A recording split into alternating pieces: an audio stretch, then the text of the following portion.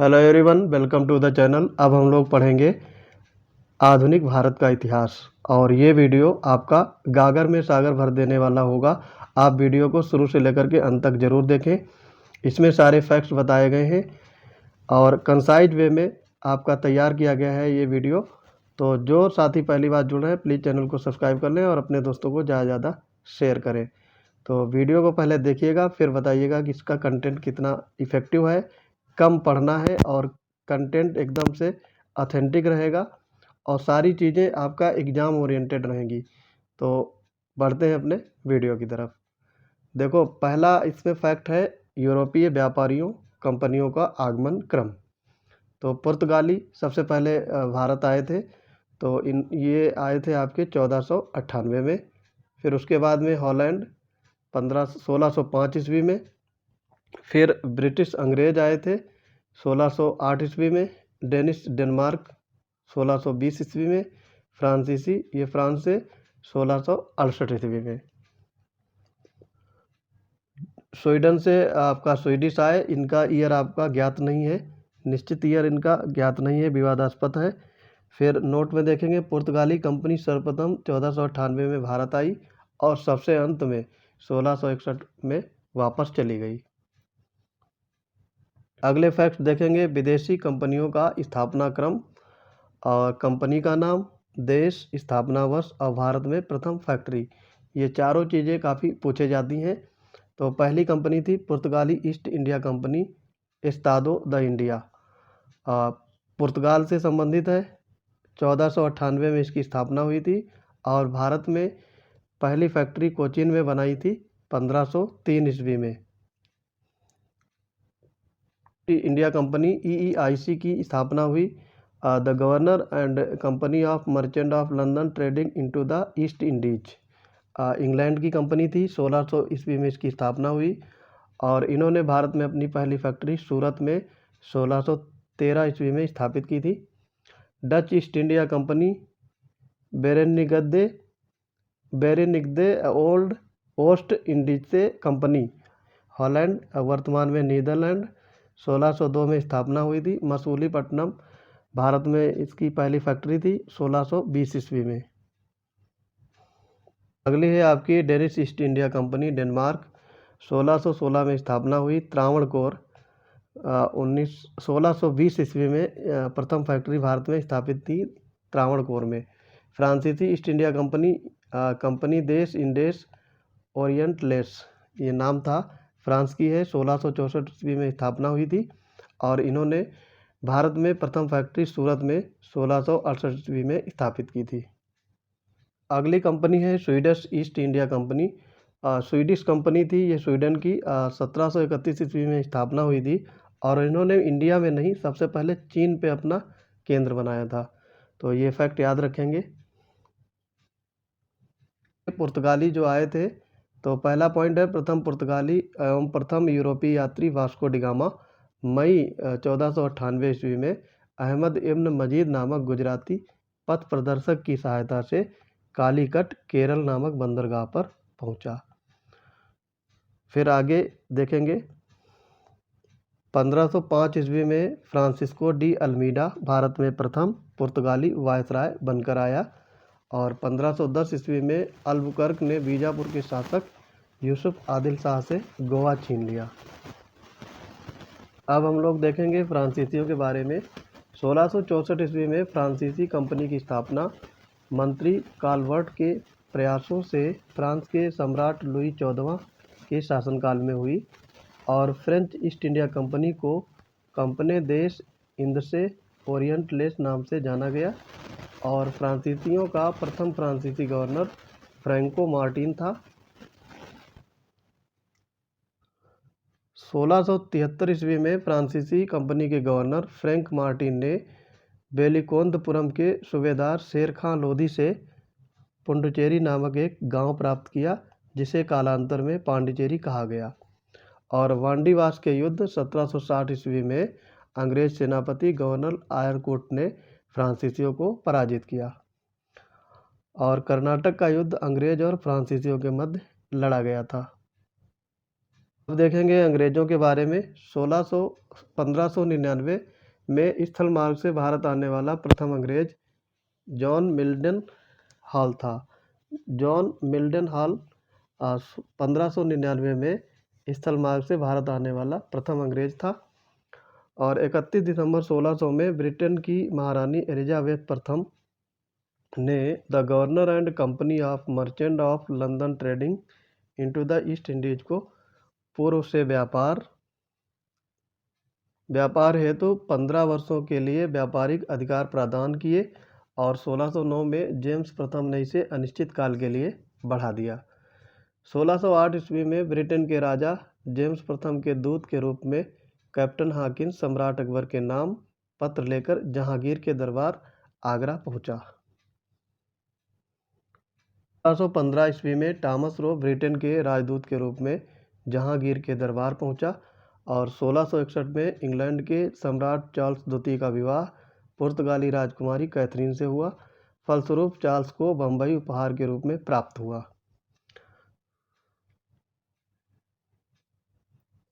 East India company ने 1668 ईस्वी में 10 पाउंड प्रतिवर्ष के किराए पर चार्ल्स द्वितीय से बम्बई को प्राप्त किया। अब हम लोग महत्वपूर्ण युद्ध देखेंगे। प्लासी का युद्ध काफ़ी एग्जाम में पूछा जाता है। तो इसकी तिथि थी युद्ध की 23 जून 1757 और ये बंगाल के नवाब सिराजुद्दौला और अंग्रेज़ों के सेनापति रॉबर्ट क्लाइव के मध्य युद्ध लड़ा गया था प्लासी के मैदान में कोलकाता में। परिणाम इसका रहा अंग्रेज विजयी रहे और भारत में ब्रिटिश साम्राज्य की नींव रखी गई। तो प्लासी के युद्ध के बाद भारत में ब्रिटिश साम्राज्य की नींव रख दी गई। अगला युद्ध होता है आपका बक्सर का युद्ध। युद्ध की तिथि थी 22 अक्टूबर 1764 और ये युद्ध हुआ था आपका बंगाल के नवाब मीर कासिम, अवध के नवाब शुजाउद्दौला और दिल्ली के मुगल सम्राट शाह आलम द्वितीय और अंग्रेज़ों के सेनापति हेक्टर मुनरो के मध्य। तो 3 लोग एक तरफ थे और अंग्रेज़ों के सेनापति एक तरफ। फिर भी अंग्रेज विजयी हुए थे और इसमें भारत में अंग्रेज़ों की वास्तविक सत्ता का स्थापना हुआ, उसमें नींव रखी थी। और बक्सर के युद्ध के बाद अंग्रेज़ों की सत्ता भारत में वास्तविक सत्ता स्थापित हो गई थी, प्रभुत्व जमा लिया था अपना। इलाहाबाद की संधि फिर होती है रॉबर्ट क्लाइव द्वारा। तो पहली संधि शाह आलम द्वितीय से हुई थी 12 अगस्त 1765 ईस्वी में और इलाहाबाद की द्वितीय संधि शुजाउद्दौला से 16 अगस्त 1765 ईस्वी में हुई थी। 4 दिन बाद दूसरी संधि हो जाती है। कर्नाटक युद्ध के बारे में देखेंगे। अंग्रेजों एवं फ्रांसीसियों के मध्य ये हुए थे। तो पहला युद्ध हुआ था आपका 1746 से 48 के मध्य और इसका कारण था ऑस्ट्रिया के उत्तराधिकार का युद्ध हुआ था। ये कारण था प्रमुख कारण। और इसमें संधि हुई थी एक्सलास शैम्पेन की संधि 1748 और इसमें परिणाम अनिर्णित था, कोई परिणाम नहीं निकला। फिर द्वितीय युद्ध हुआ आपका 1749 से 54 के बीच में कर्नाटक के उत्तराधिकार का ये युद्ध हुआ और पांडिचेरी की संधि 1755 में हुई और अंग्रेज इससे मजबूत स्थिति में रहे थे। फिर कर्नाटक का तीसरा युद्ध होता है 1758 से 65 के मध्य। सप्तवर्षीय युद्ध एवं औपनिवेशिक इसके कारण थे। और पेरिस की संधि होती है 1763 में, फ्रांस की पराजय हो जाती है, अंग्रेज इसमें विजयी हो जाते हैं। अगला युद्ध देखेंगे हम लोग आंग्ल मैसूर युद्ध। ये सारे युद्ध इम्पोर्टेंट हैं और ये किन किन के मध्य हुआ, कौन जीता कौन हारा और इनके बीच संधियाँ क्या हुई थी, ये सब फैक्ट आपके एग्ज़ाम के लिए बहुत ज़्यादा इम्पोर्टेंट है। तो इसमें प्रथम आंग्ल मैसूर युद्ध हुआ था आपका 1767 से 1769 के मध्य में और मैसूर के शासक थे हैदर अली और बंगाल का गवर्नर था लॉर्ड वेलिस्ट और मद्रास की संधि हुई थी इसमें 1769 ईस्वी में। द्वितीय आंग्ल मैसूर युद्ध 1780 से 84 के बीच में लड़ा गया और हैदर अली और वारेन हेस्टिंग्स के मध्य मंगलौर की संधि हुई थी 1784 में और इस युद्ध में हैदर अली की मृत्यु हो जाती है। तृतीय आंग्ल मैसूर युद्ध आपका होता है 1790 से 92 के बीच में और इस समय हैदर अली का पुत्र टीपू सुल्तान मैसूर का शासक बन जाता है। और ये युद्ध होता है टीपू सुल्तान का लॉर्ड कॉर्नवालिस के मध्य में, और इसी के दौरान श्रीरंगपट्टनम की संधि हो जाती है 1792 ईस्वी में। फिर चतुर्थ आंग्ल मैसूर युद्ध आपका 1799 में शुरू होता है टीपू सुल्तान और लॉर्ड वेलेस्ली के मध्य। मैसूर की गद्दी पर अडयार वंश का एक बालक कृष्णराज बैठा। कब? जब टीपू सुल्तान की 1799 में मृत्यु हो जाती है। करेंगे आंग्ल मराठा युद्ध। तो प्रथम आंग्ल मराठा युद्ध हुआ था 1775 से 82 के मध्य, और इसी युद्ध के दौरान सालबाई की संधि 1782 में हुई थी, और इस संधि के बाद युद्ध रुक जाता है। लेकिन इसमें परिणाम क्या निकला था? अंग्रेजों को सॉल्सेट तथा एलिफेंटा द्वीप प्राप्त हुआ, और माधव राव नारायण पेशवा बना करके राघवा को पेंशन दी गई। ये इसमें परिणाम हुए। इसमें इम्पॉर्टेंट है आपका सालबाई की संधि 1782 में हुई थी, ये ध्यान रखेंगे। द्वितीय आंग्ल मराठा युद्ध, ये आपका 1803 से 1805 में, और इस युद्ध के दौरान 3 संधियाँ होती हैं। देवगांव की संधि 17 दिसंबर 1803 में किसके बीच होता है? अंग्रेजों एवं भोसले के मध्य। द्वितीय सूरजी अर्जन गांव की संधि 30 दिसंबर 1803 में अंग्रेजों एवं सिंधिया के मध्य होती है। और तृतीय इसमें होती है राजपुर घाट की संधि 25 दिसंबर 1805 में लॉर्ड वेलेस्ली के जाने के बाद जॉर्ज बार्लो द्वारा होल्कर से की गई संधि। तृतीय आंग्ल मराठा युद्ध 1817 से 1818 ईस्वी में होता है। पूना की संधि हो जाती है, ग्वालियर की संधि और मंदौर की संधि, ये तीनों संधियां होती हैं। समस्त मराठा क्षेत्र ब्रिटिश सत्ता के अधीन हो गया था। पेशवा पद समाप्त कर दिया गया और बाजीराव द्वितीय को पेंशन देकर बिठूर भेज दिया गया। सिख युद्ध हुए हैं। वर्ष प्रथम आंग्ल सिख युद्ध 1845 से 46 में हुआ। दिलीप सिंह, वजीर लाल सिंह, सेनापति तेजा सिंह थे। लॉर्ड हार्डिंग के मध्य हुआ था। लाहौर की इसमें संधि हो जाती है, और अंग्रेजों ने दिलीप सिंह को महाराजा की पदवी दी थी इसी युद्ध के दौरान। द्वितीय आंग्ल सिख युद्ध होता है दिलीप सिंह और लॉर्ड डलहौजी के मध्य, और अमृतसर की संधि होती है। दिलीप सिंह से कोहिनूर हीरा लेकर ब्रिटिश ताज के पास भेज दिया जाता है। द्वितीय आंग्ल सिख युद्ध 1848 से 49 के मध्य हुआ था। ठीक है, तो ये फैक्ट याद रखेंगे। अब हम लोग देखेंगे ब्रिटिश काल के दौरान गवर्नर जनरल और वायसराय जो हुए थे उनके महत्वपूर्ण ईयर, और उन्होंने अपने शासनकाल में क्या क्या एक्ट पारित किए, कौन सी नीति अपनाई। ठीक है, तो वारेन हेस्टिंग्स, इनका शासनकाल रहता है आपका 1773 से 1785 के मध्य, और ये बंगाल के प्रथम गवर्नर जनरल बनते हैं। 1773 में रेगुलेटिंग एक्ट पारित हुआ था, और ये घेरे की नीति, रिंग फेंस नीति वारेन हेस्टिंग्स से संबंधित है, ये फैक्ट याद रखेंगे। और 1773 में ही कलकत्ता में सुप्रीम कोर्ट की स्थापना की जाती है। 1775 से 82 के मध्य द्वितीय आंग्ल मराठा मैसूर युद्ध 1780 से 84 के मध्य, और सालबाई की संधि 1782 में इसी शासन के दौरान होती है। और भारत में न्यायिक व्यवस्था का जनक इसी को कहा जाता है, किसको? वारेन हेस्टिंग्स को। तो वारेन हेस्टिंग्स को न्यायिक सेवा का जनक कहा जाता है, ये फैक्ट याद रखेंगे। लॉर्ड कॉर्नवालिस 1786 से 1793 के मध्य रहता है। तृतीय आंग्ल मैसूर युद्ध और श्रीरंगपट्टनम की संधि इसी के शासन के दौरान होती है, यह आप ईयर याद रखेंगे। तृतीय आंग्ल मैसूर युद्ध 1790 से 92 के बीच में, और श्रीरंगपट्टनम की संधि 1792 में होती है। स्थायी बंदोबस्त 1793 की शुरुआत होती है, और 5 अक्टूबर 1805 ईस्वी को कॉर्नवालिस की मृत्यु गाजीपुर उत्तर प्रदेश में हुई, और वहीं पर उसकी कब्र स्थित है। कॉर्नवालिस को भारत में सिविल सेवा एवं पुलिस सेवा का जनक कहा जाता है। लॉर्ड वेलेस्ली की, तो लॉर्ड वेलेस्ली 1798 से 1805 के मध्य, ये आपका रहता है। इसका शासनकाल सहायक संधि की शुरुआत 1798 में होती है।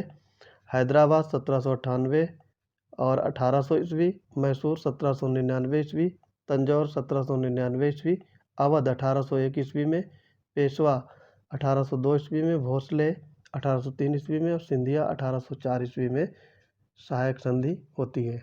आगे इसमें देखते हैं। चतुर्थ आंग्ल मैसूर युद्ध 1799 ईस्वी में एवं बसीन की संधि ये आपकी 1802 ईस्वी में होती है।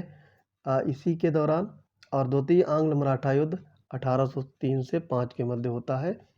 और कोलकाता में फोर्ट विलियम कॉलेज की स्थापना लॉर्ड वेलेस्ली के शासन के दौरान होती है और इसे बंगाल का टाइगर भी कहा जाता है। ये फैक्ट याद रखेंगे।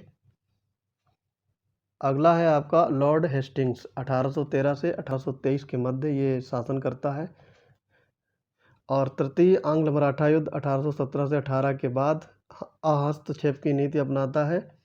1818 ईस्वी में पेशवा पद की समाप्ति हो जाती है। आंग्ल नेपाल युद्ध 1814 से 16 के मध्य होता है। बम्बई मद्रास में रैयतवाड़ी व्यवस्था को थॉमस मुनरो द्वारा लागू किया गया था 1820 ईस्वी में। अवध एवं उत्तर पश्चिम राज्यों प्रांतों में महालवाड़ी व्यवस्था को लागू किया गया इसी के शासनकाल के दौरान। यह है आपका लॉर्ड विलियम बेंटिंग, अंतिम गवर्नर जनरल ये बंगाल का है और भारत का प्रथम गवर्नर जनरल बनता है 1828 से 1835 के मध्य। और 1829 में नियम 17 द्वारा सती प्रथा का ये उन्मूलन करता है राजा राम मोहन राय की सहायता से। 1833 ईस्वी के चार्टर एक्ट द्वारा बंगाल के गवर्नर जनरल को भारत का गवर्नर जनरल बना दिया गया।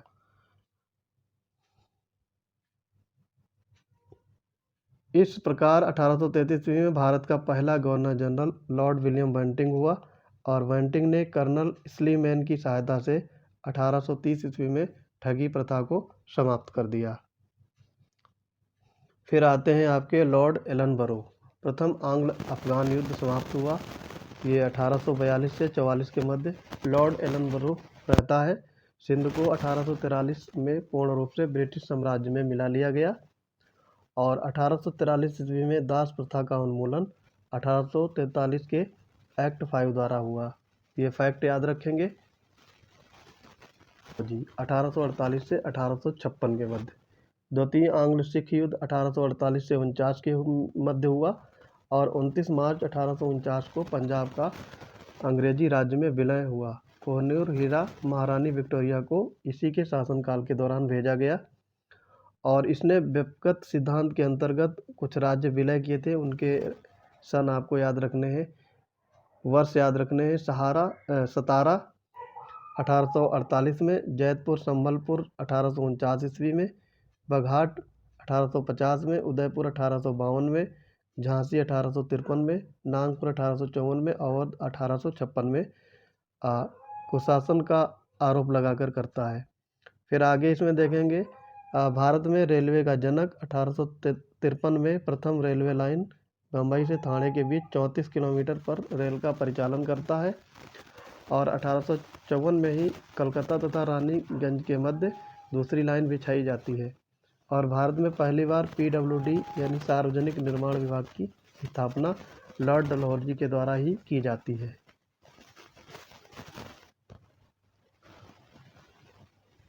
आगे बात करते हैं लॉर्ड मेयो के बारे में 1869 से 1872 ईस्वी में। तो 1871 में पुरातत्व सर्वेक्षण विभाग बनाया जाता है और भारत में प्रथम जनगणना लॉर्ड मेयो के कार्यकाल में 1872 से शुरू हुई। आते हैं लॉर्ड लिटन 1876 से 1880 ईस्वी में। 1878 ईस्वी में रिचर्ड स्ट्रेची की अध्यक्षता में प्रथम अकाल आयोग की स्थापना की गई। यह आयोग नियुक्त किया गया, ये काफ़ी इम्पोर्टेंट है। फिर वर्नाकुलर प्रेस एक्ट 1878 पारित हुआ। सुरेंद्र नाथ बनर्जी ने इस एक्ट को आकाश से होने वाला वज्रपात कहा था। अफगान युद्ध 1878 से 80 में हुआ तथा वैधानिक जनपद सेवा का 1878 में विलय गठन किया गया। सिविल सेवा परीक्षाओं में प्रवेश की अधिकतम आयु सीमा 21 वर्ष से घटाकर 19 कर दी गई। काफ़ी इम्पोर्टेंट फैक्ट है, तो ये भी आप ध्यान रखेंगे। फिर है लॉर्ड रिपन की बात हो रही है 1880 से 84 के मध्य। नियमित जनगणना 1881 में शुरू की गई और स्थानीय स्वशासन संबंधी प्रस्ताव पारित किए गए 1882 में। इसलिए रिपन को स्थानीय स्वशासन का जनक भी कहा जाता है। विलियम हंटर की अध्यक्षता में 1882 में शिक्षा आयोग का गठन किया जो प्राथमिक शिक्षा से संबंधित था। इसको हंटर आयोग कहते थे। तो ये प्राथमिक शिक्षा से संबंध रखता था। वर्नाकुलर प्रेस एक्ट 1882 में ही इसने समाप्त कर दिया था। 2 फरवरी 1883 में ही यूरोपियों के विरुद्ध भारतीय न्यायाधीशों द्वारा मुकदमे की सुनवाई के लिए प्रस्तावित एल्बर्ट बिल विवाद हुआ था इसी के समय, और ये श्वेत विद्रोह के नाम से भी प्रसिद्ध है। आगे बात करते हैं लॉर्ड डफरिन के बारे में। 1884 से 86 के मध्य इनका कार्यकाल रहा और डफरिन के समय एओ ह्यूम के द्वारा 1885 ईस्वी में भारतीय राष्ट्रीय कांग्रेस की स्थापना हुई और 1887 ईस्वी में डफरिन के कार्यकाल में इलाहाबाद विश्वविद्यालय की भी स्थापना की गई।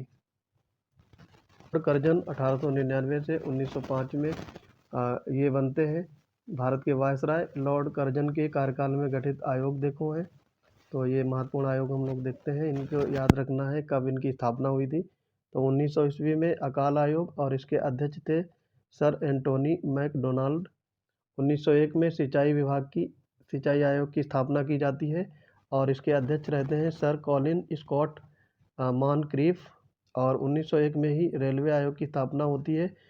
थॉमस रॉबर्टसन इसके अध्यक्ष बनते हैं। और 1902 में पुलिस आयोग एंड्रयू फ्रेजर इसके अध्यक्ष बनते हैं। और 1902 में विश्वविद्यालय आयोग सर थॉमस रैले इसके अध्यक्ष बनाए जाते हैं। ये सारी चीज़ें याद रखनी है आपको। 19 जुलाई 1905 में कर्जन ने शिमला में बंगाल विभाजन की घोषणा की और सितंबर 1905 में ब्रिटिश सम्राट ने इसकी स्वीकृति प्रदान की। तो बंगाल का विभाजन लॉर्ड कर्जन के समय हुआ था। फिर आगे देखेंगे लॉर्ड मिल्टो द्वितीय, ये आपके 1905 से 1910 के मध्य आते हैं। और 1907 में सूरत अधिवेशन में कांग्रेस का विभाजन हो जाता है। मोहल्ले मिंटो सुधार के तहत पहली बार मुसलमानों के लिए पृथक मताधिकार तथा पृथक निर्वाचन क्षेत्रों की स्थापना की गई। तो मोहल्ले मिंटो सुधार ये 1909 में पारित हुआ था। उसके अकॉर्डिंग पहली बार मुसलमानों को पृथक मताधिकार और निर्वाचन क्षेत्र की स्थापना की गई इसी बिल के आधार पर। लॉर्ड हॉर्डिंग द्वितीय 1910 से 1916 के मध्य ये रहता है। दिल्ली दरबार में बंगाल विभाजन रद्द करने की घोषणा की गई। राजधानी कलकत्ता से दिल्ली स्थानांतरित करने की घोषणा की गई 1911 में। और 1912 में दिल्ली भारत की राजधानी बन जाती है। 23 दिसंबर 1912 को दिल्ली में लॉर्ड हॉर्डिंग पर बम फेंका गया। इस कांड में भाई बाल मुकुंद को फांसी की सजा दी गई। फिर अगले आपके आते हैं लॉर्ड चैमफोर्ड 1916 से 1921 में।